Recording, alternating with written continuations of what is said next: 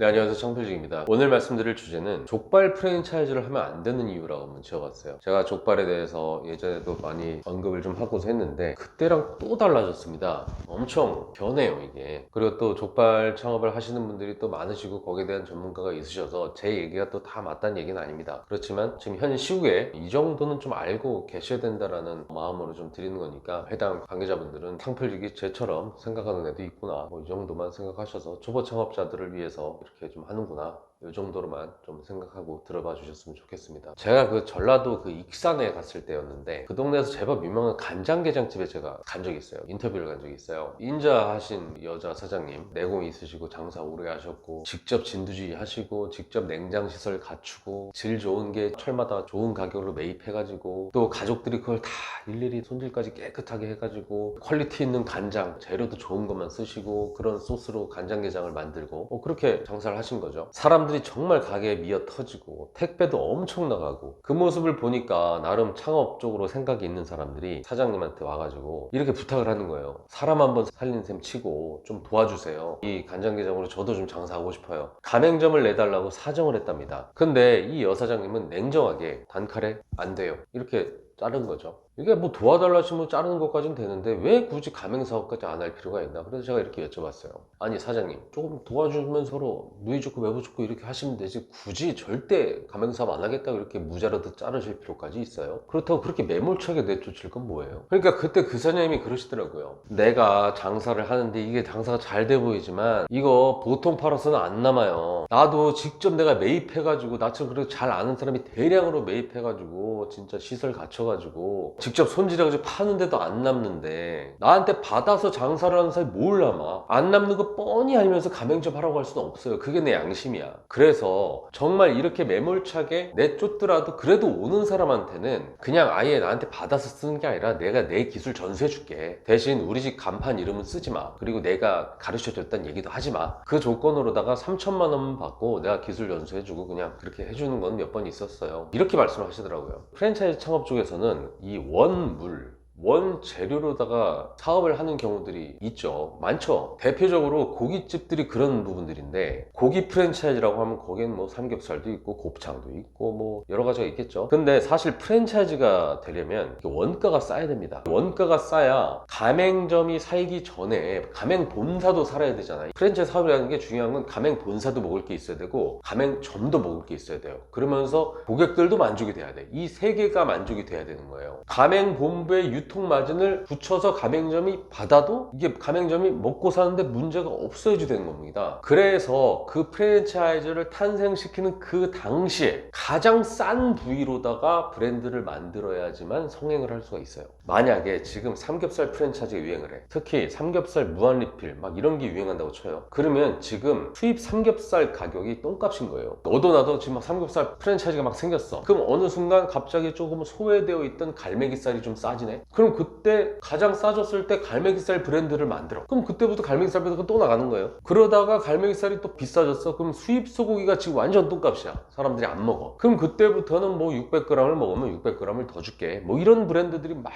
나가는 거예요. 거기다가 싸야 되니까 좀 싼 부위로 해가지고, 싼 부위는 질이 나쁘니까 거기에 또 연육지나 이런 나름대로 첨가했을 때 부드럽게 만든 막 그런 거에 넣어서 하면 더 원가 싼 게 비싸게 팔 수 있으니까, 또 많이 줄 수 있으니까 고객들은 많이 먹어서 좋고 가맹본부도 많이 나가서 좋고 수입업체 입장에서는 많이 팔아서 좋고, 그러다가 수입 소고기집들이 많이 늘어나면 또 이제는 돼지갈비 부위가 싸죠. 그럼 돼지갈비 브랜드들이 막 일어나는 겁니다. 무한리필이 막 늘어나. 그 브랜드 늘어나면 결국에는 그 수요가 더 커지니까 그때 돼서는 그게 또 가격이 오르네. 그럼 갑자기 그 수입 소고기들 뭐 차돌박이 부분이 막 되게 싸. 그럼 차돌박이 브랜드가 막 나가는 거예요. 그랬다가 껍데기 값이 똥값일 때는 껍데기가 나가고, 곱창 값이 똥값일 때는 곱창이 나갔다가, 곱창이 수요가 적으면 그때부터는 가맹점이 출점이 안 돼. 왜냐면 더 원물이 없으니까. 그럼 또 다른 브랜드 내는 거죠. 그런 측면에서 이 족발이라는 브랜드도 이게 원육을 기반으로 한 사업이잖아요. 어쨌든 이 조기 문제인 건데, 조기. 이 족발이라는 게 재밌는 게, 원래는 이 족발이 값이 없었단 말이죠. 이게 정말 쌌던 거예요. 돼지 부산물이라고 해서 그냥 거저 가져가던 거였고, 그렇게 싼 족으로 삶아가지고 서민들이 소주 한 잔 기울이던 아이템이었는데, 족발이 프랜차이즈가 마구마구 막 생기면서 족값이 엄청 무지하게 비싸집니다. 그리고 요즘은 키로에 지금 5,700원이래요. 한 족이면 아니면 뭐 1.7kg, 1.8kg, 뭐 2kg짜리도 있는데 한 족이 아니라 1kg에 5,700원. 1kg에 5,700원 하면 보통 우리가 삼겹살 키로에 5,700원 이러면은 다 살이잖아요. 근데 족은 뼈가 대부분이잖아요, 이 무게가. 그러니까 이게 키로에 5,700원이라는 건 이건 거의 그냥 소고기 값이에요, 소고기 값. 원유 값이 무지하게 오르면 돼지가 갑자기 막 생길 수도 없는 거잖아요. 돼지 농장을 막 갑자기 지을 것도 아니고. 이거는 한계가 분명한 겁니다. 그러면은 일단 남는 게 없어요. 그나마 족발은 단가가 좋잖아요. 족발 하나 시키면 막 35,000원, 4만원 이렇게 나오니까 그래도 버텨왔는데 지금 사실상 족발집 사장님들 좀 멘붕인 경우들이 되게 많습니다. 개인 매장이 아무리 장사를 잘해도 원가율은 45%예요. 개인 매장이 그 정도 원가율이면 프랜차이즈는 얼마일까요? 이건 무조건 55%까지 가는 거예요.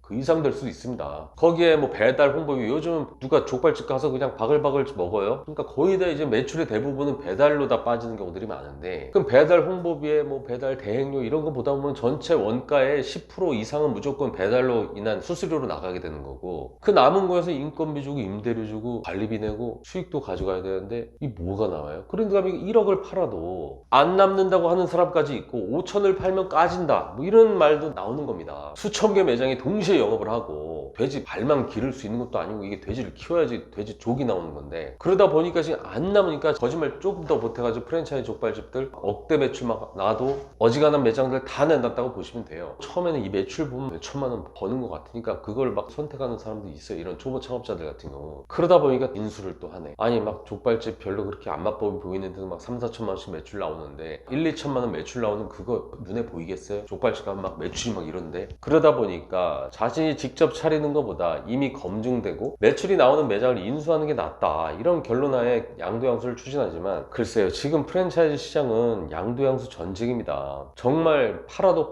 안 남고 힘만 드는 가게 서로 초보들끼리 폭탄 돌리기 하듯이 매출을 앞세우고 포스를 보여주면서 가게를 넘기고 실제 얼마를 가져갔는지, 앞으로는 벌지만 뒤로 어떻게 까지는지에 대한 얘기는 숨기고 계속해서 폭탄 돌리기를 하는 거죠. 얼마 전에 교촌치킨 점주가 자기 가게에 처분하면서 이런 얘기를 하더라고요. 8천 파니까, 자기가 직접 파니까 800까지 간대요. 8천만 원 매출이 애들 장난도 아니고 진짜 바쁜 가게거든요. 근데 그렇게 많이 팔아서 800밖에 못 가져가. 자기가 투자한 금액도 있는 건데, 자기 인건비가 다 녹여 넣는데 그 매장에 8천 이상이 나오기 힘들고 내가 800 이상 앞으로는 더 가져가기 힘들다는 걸 자기는 알기 때문에 과거의 매출을 내세워 가지고 넘길 수 있습니다. 권리금을 받고 넘기는 거예요. 파는 사람은 알죠, 이 가게의 한계를. 프랜차이즈는 프랜차이즈 보고 오는 거지 내가 노력해서 되는 요소가 그렇게 많지 않단 말이에요. 근데 그걸 또 인수받는 사람은 또 쳇바퀴처럼 돌다가 결국에 또 자신도 알게 되겠죠. 근데 이 족발 쪽은 더 심합니다. 지금 예전에는 홀장사로만 했을 때는 매출이 높아지잖아요. 그러면 이게 매출이라는 게 임계점이라는 게 있어요. 고정비는 그대로인데 매출이 높아지니까 그 사이가 점점 커지면서 순수익률이 높아지는 구간이 있거든요. 예를 들면은 내가 지금 매장 30평씩 운영을 해. 근데 여기에서 5명이 일을 하네. 5명이 일을 하면은 100만 원도 팔 수 있지만 200만 원도 팔 수 있고 300만 원도 팔 수 있어요. 그럼 100만 원까지가 임계점이라고 하면 200만 원 오르면은 어차피 고정비는 똑같으니까, 임대료도 똑같고 인건비 5명 쓰는 거 똑같으니까 계속해서 매출이 높아지면 어디서 남든 어쨌든 남는단 말이에요. 그래서 수익률이 팍 올라가는 게 있는데, 이 족발은 대부분의 매출이 지금 배달 매출이라고요. 배달이 많아지면은 높은 매출이 돼서 홀 장사 같은 경우는 매출이 높아지면 이 중간 이 임계점이 높아지면서 그 고정비는 그대로고 어느 순간부터 남는 구조가 되는데, 매출이 높아지는 만큼 수수료도 높아지지, 배달 대행료도 높아지지, 계속 정비일에서 나가니까 매출이 높아져도 이게 나아질 수가 없어요. 수익률이. 배달 매출이 높을 거면은 홀을 꾸미지 말고 홀 직원을 쓰지 말든가. 초기 인테리어 비용 인테리어 비용대로 다 써. 테이블은 다 만들어놨어. 근데 그 공간은 다 놀고 지금 배달로만 막 몰려있고, 가끔 손님 오면 또 그 손님 응대해야 되고, 홀 손님 안 오면 홀 손님 안 온다고 또 홀 직원 놀아야 되고, 인력 누수가 생기고, 그렇다고 사람을 안 쓸 수도 없고, 또 배달 단가라는 게 높다 보니까 배민이나 이런 데 상위권을 형성하는 집들은 배달 단가가 높잖아요. 보통 배달 단가가 막 커피숍이야 10,000원밖에 안 돼. 배달료를 안 받을 수 없잖아요. 그럼 배달료도 막 5,000원, 6,000원도 받아요. 근데 배달 족밥집들은 이 배달 단가가 높으니까 그냥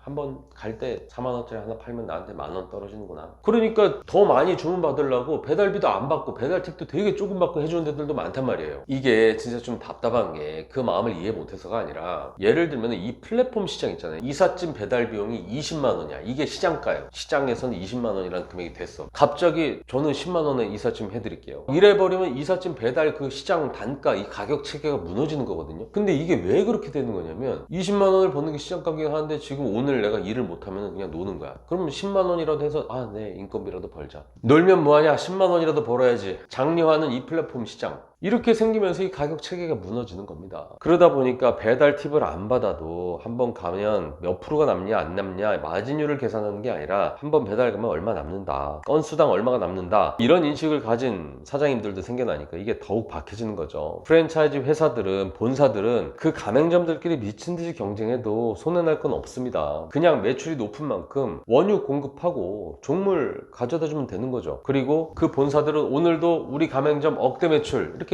외칩니다. 어떻게 다 힘듭니까? 거기서 또 돈 버시는 분들도 계시지. 또 그런 분들 내세워가지고 홍보하고 억대 매출 막 해서 나 뭘 벌었다. 그리고 그것을 본 초보 창업자들은 그 매출에 취해서 또 창업을 하죠. 족발 창업 하고 싶은 얘기 되게 많지만 저에게 인터뷰 영상이 있어요. 이걸 보시면은 더 자세한 얘기를 나올 수 있으니까 저보다도 직접 족발집 하시는 분들한테 얘기를 들어보시면 더 정확하니까 자세한 거기다 질문도 하시고요. 장점도 많은 창업이긴 하죠. 그렇지만 초보자들이 지금 접근하는 걸로는 너무 위험한 요소들이 많고 고수들도 지금 족발 쪽에서는 너무 힘든 상황이다 보니까 특히 이 프랜차이즈로 하는 게 이게 너무 위험해 보이니까 노파심에 몇 말씀을 좀 드렸습니다. 너무나도 좋은 족발 창업 그리고 해서 돈을 버는 분들도 많지만 제 채널은 누차 강조하지만 초보 창업자분들 조금이라도 실패를 줄여주고자 하는 방송이니까 저처럼 생각하는 사람들이 있다 이렇게 여겨주시고 초보 창업자들은 이 부분 염두에 두고 창업 준비하셨으면 좋겠습니다. 이상 청필직이었습니다.